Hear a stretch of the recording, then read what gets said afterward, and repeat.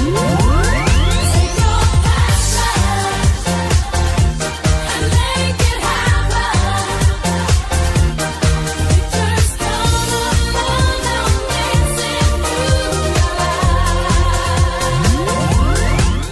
Ubers! Well, I want to thank you for the great response that I had to my first video that I posted yesterday. It's really good to see that you guys are hanging around, so thanks very much for the support. I'm going to try and continue to blog on a regular basis now that I have a permanent internet connection, which is pretty fast because I live in the centre CBD of Melbourne, which is great. For those of you that know Melbourne, I'm right near St Vincent's Hospital. I live in a pretty trendy area called Fitzroy, and it's also quite arty. There's a lot of artist studios around, there's a lot of restaurants, cafes, the trams run through this area, there's a huge park just across the road, there's the Melbourne Museum just across the road, so you know I'm right in the perfect location where I can get a lot of inspiration and plus access to Melbourne city centre. So I wanted to sort of show you some of the works that I have been working on over the last 2 years, and I've been sort of working in various states of being productive and then not being productive, and because my current job's quite demanding and takes a lot of energy and a lot of my focus. Unfortunately, my art has slipped in terms of me being able to create work consistently. So, but I'm going to show you what I have been working on, because I haven't been completely not doing art. I've always been doing art, even if it's just that I'm thinking about it, taking photos with my phone. I use my iPhone a lot and take lots of photographs and manipulate them. So, you know, I'm always creating on some level, even if it's not actually physically making a painting. So anyway, as you know, there's two main series that I've been working on for well, one of them, the Power of White series, I've been working on for about 7 or 8 years now. And I always knew that series was going to take a long time to put together. It's an abstract series, and it's based on a lot of textures, a lot of weathered looking textured artworks. For those of you that haven't seen any of my Power of White series paintings, you can just go to my website, and I'll provide the link down below, and you can check out some of the artworks that are in the Power of White series.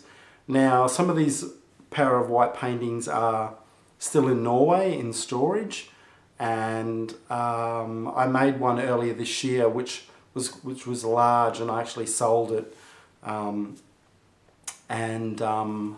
yeah, I really like making them. They're a lot of fun, and primarily I'm using I create a lot of textures, put a lot of interesting colours on there, and then block out most of the painting with white paint and just try and reveal certain sections of colour that sort of come through. And yeah, they're just, for me, they're really exciting to put together.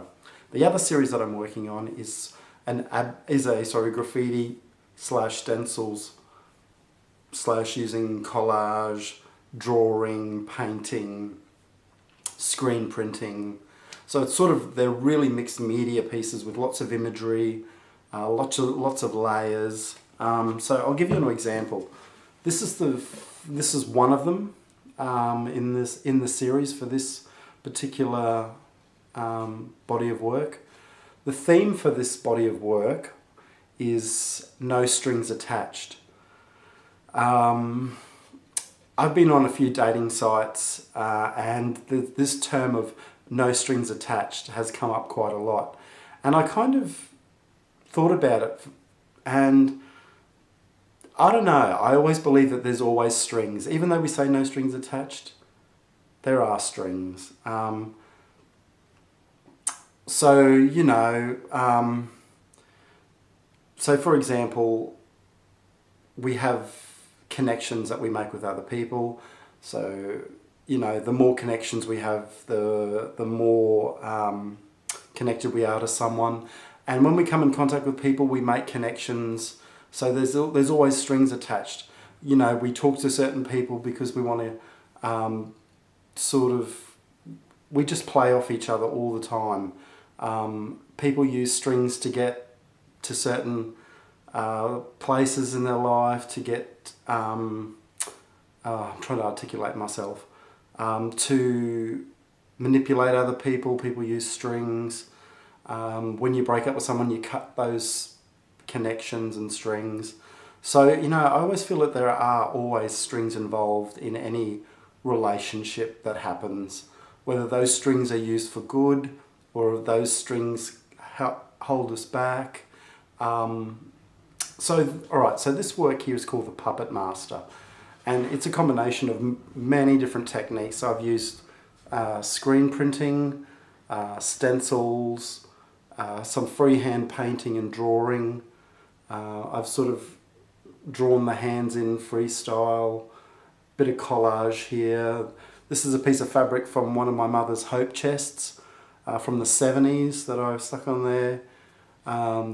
There's a lot of symbolism in the work. My one-eyed cat, which I've always used for many years.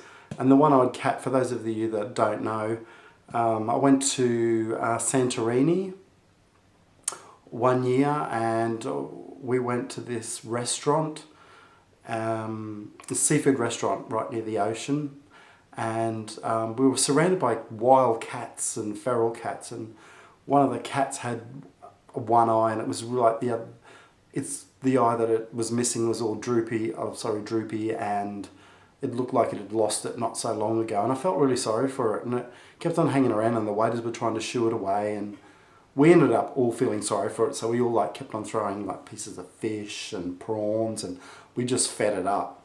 And I thought, you know what, it's had a shitty life. It obviously didn't look like it had that long to live. So I took a heap of photos of it, and I thought, you know what, at least I'm going to remember it in my work as though its life mattered on some level, and, you know, it's important. And so, you know, the idea of the cat, this one-eyed cat, lives on in my work, and it does appear from time to time. I've also used some moon symbols, like there's a half moon, a full moon, a quarter moon. I've always loved the moon, the power of the moon, the energy, all of those sort of things, that symbolism, and so that's always popped up in my work. This work isn't quite finished, but it almost is. So this is the Puppet Master, this character here, sort of, he's got these hands with these strings coming off. Now, one thing that I've wanted to do is connect all of the paintings that I create for this series. I want to connect them in some way. So what I've done is, when I start the next piece, and they're all different sizes and shapes, so I might put them together like that, and I draw the same line, I draw the lines vertically down through one work into the next, so they're all connected. I don't know if you can really see it if I put it together properly, but they all connect together. So as this series develops, they sort of come off each other. So on some level, all of the paintings are connected to reinforce that idea of the strings, and they're all bound. So here's another one in process in that series, and once again you can see the strings. These have been a lot of fun to do.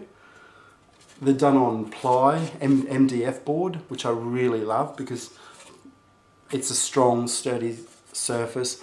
I can put plexiglass over the top when I'm ready to do another layer. You know, there's so much you can do. I can put nails in there and string, and which is what I'm planning on to do in a lot of this series.